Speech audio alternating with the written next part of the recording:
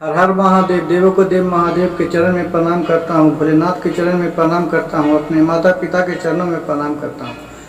गुरु भाई गुरु बहन, कहानी एक बहुत ही सुंदर और अच्छा सुनाने जा रहा हूँ। कृपया कहानी को ध्यानपूर्वक सुनिएगा।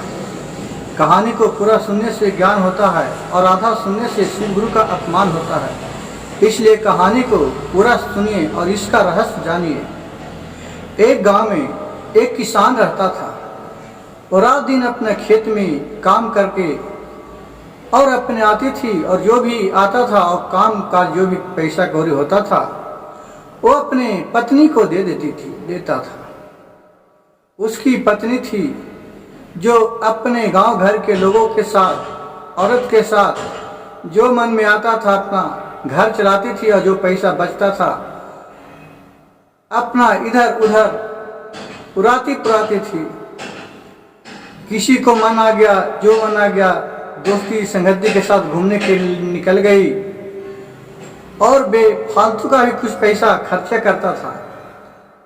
किसान कितनों अपने पत्नी को समझाता था, लेकिन उसकी पत्नी लोग के बहकावे में आकर पूरा बात समझती नहीं थी।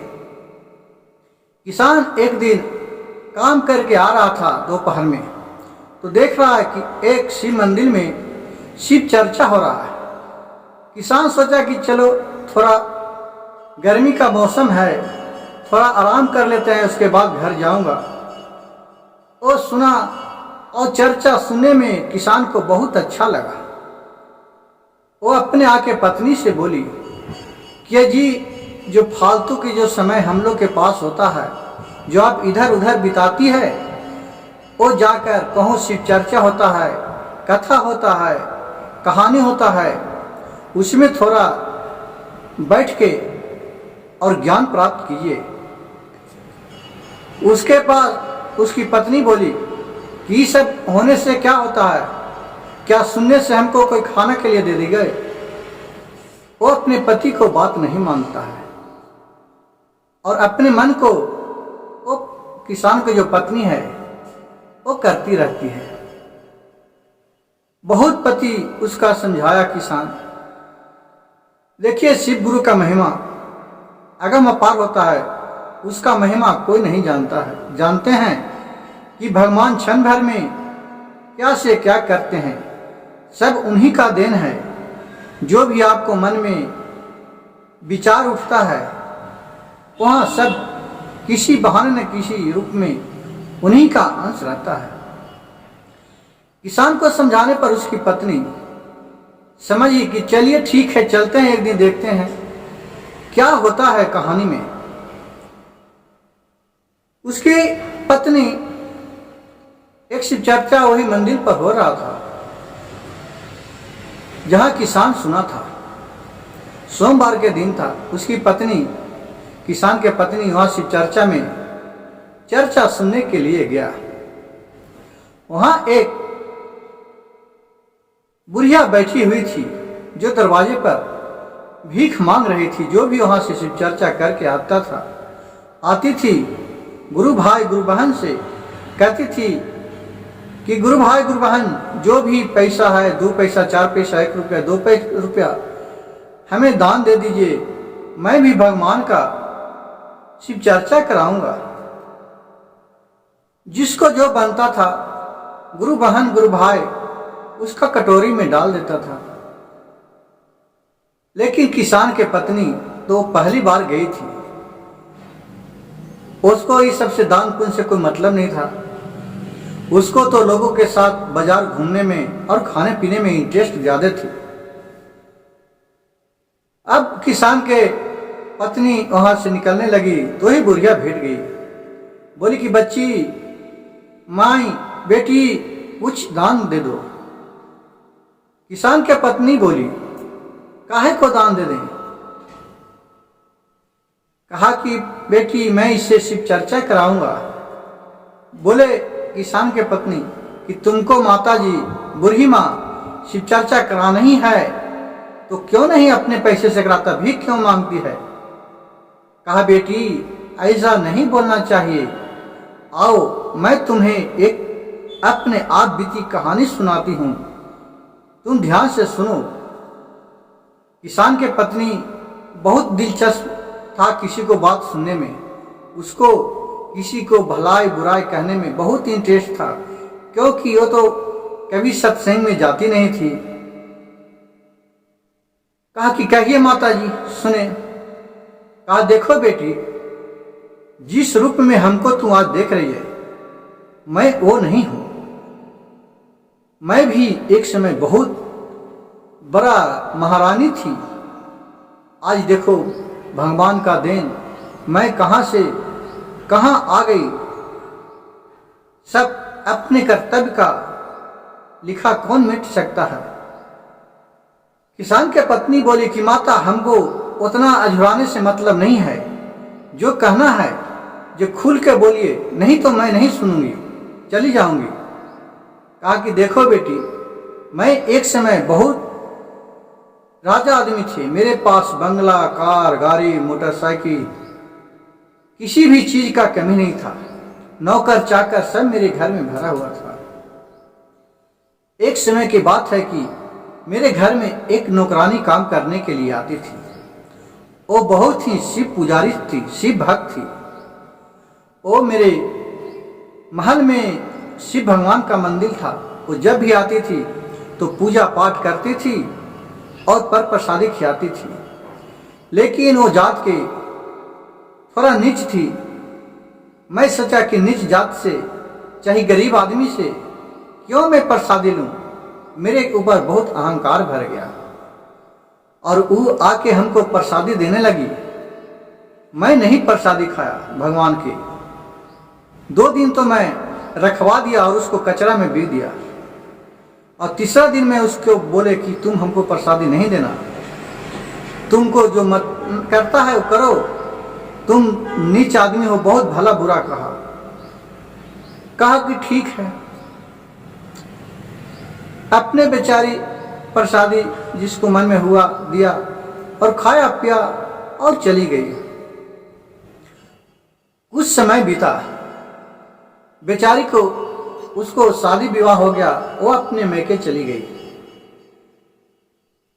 अब मेरा काम करने वाले में दूसरा मजदूर के रखा घर में काम करने वाली।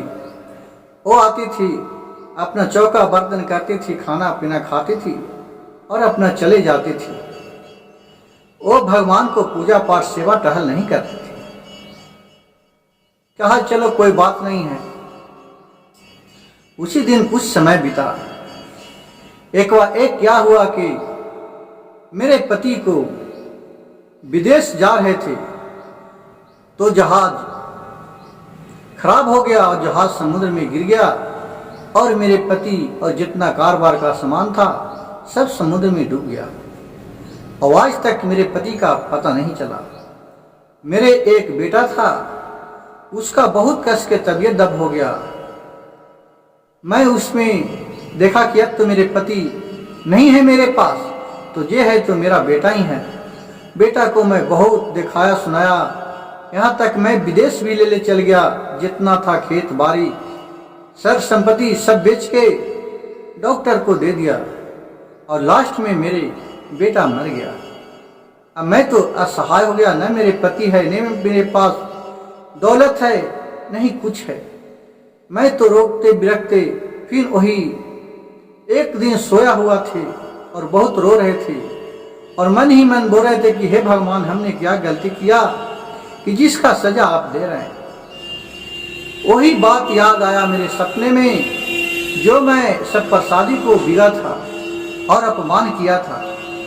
आया सपना में कि तुम अपने आप को बहुत अहंकारी है। जब तुम्हारे पास भगवान के देन से सब कुछ था तो तुम्हारे पास इतना अहंकार भर गया कि जिसका किसी तरह का कहना नहीं है।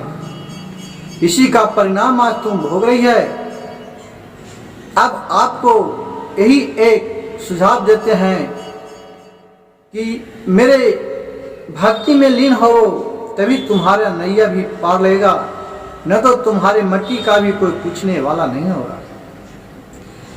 अब मेरे पास तो धन दौलत कुछ है नहीं, इसीलिए बेटी मैं भीख मांग के और जो भी प्रसादी होता है वो प्रसादी पाके और शिव गुरु के महीना में एक बार मैं कुछ नहीं तो 2-4 गो टोला मोहल्ला से बुला के और मैं शिव चर्चा करता हूँ। कुछ नहीं होता है तो मैं प्रसादी ले लेता हूँ, मिश्री ले लेता हूँ 5 रुपया के, 5 रुपया बादाम के दाना ले लेता हूँ और धूप अगरबत्ती लेके शिव भगवान का फोटो रख के एक चौकी पर और मैं हाथ खींच के उनका पूजा पाठ कर लेता हूँ। और इसी से मेरे अंदर बहुत ही शक्ति मिलती है। बेटी, किसी भी चीज को तुम अपमान नहीं करना, नहीं तो इसका परिणाम बहुत बुरा होता है। यह बात सुनकर किसान के पत्नी के मन में आंसू बह गया और उसको बोला कि माँ, मैं तो बहुत ही अनज्ञानी हूं, मैं तो कभी इस बात पर ध्यान ही नहीं दिया हूं। चलिए आज से हमारे सास भी नहीं हैं, मैं और मेरे पति हम दोनों ही रहते हैं। चलिए आज से मैं आपको सास मानता हूं और हमारे घर में रहिएगा और पूजा पाठ कीजिएगा, हमको भी सिखाइएगा। और उस भिखारिन को अपने साथ किसान के पत्नी लेके चली गई और उसको अपने सासू माँ के तरह रहने लगे।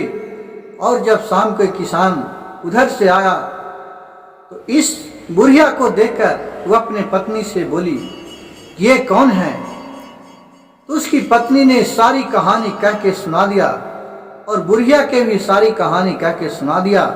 ये भी एक महारानी है, एक रानी थी जो आज भीख मांग रही है। यह बात सुनकर किसान ने अपने पत्नी को और बूढ़ी माँ को धन्यवाद बोला। बोली, कम से कम मेरे पत्नी को इतना तो ज्ञान आ गया। गुरु भाई, गुरु बहन, इस कहानी से हमें यह सीखने को मिलता है कि किसी भी तरह का पूजा पाठ हो, उस प्रसादी से किसी को भेदभाव नहीं रखना चाहिए, क्योंकि उससे भेद रखने में हमें भगवान का अपमान होता है। आप जो भी अगर सच्चे दिल से देता है उसे ले लेना चाहिए और ग्रहण करने लेना चाहिए। और मेरा वीडियो अच्छा लगे तो मेरे चैनल को सब्सक्राइब कीजिए, लाइक कीजिए और शेयर कीजिए, ताकि ऐसा कहानी आप लोग के पास लेकर आते रहूं। हर हर महादेव, हर हर महादेव।